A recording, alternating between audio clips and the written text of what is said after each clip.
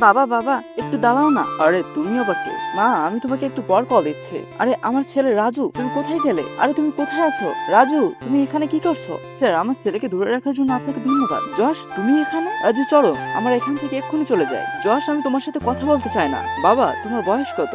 আমার বয়স 4 বছর। আরে রাজু চলো এখান থেকে, আমরা বাসায় ফিরবো। আমার তো 5 বছর আগে ব্রেকআপ হয়েছিল। তাহলে কি?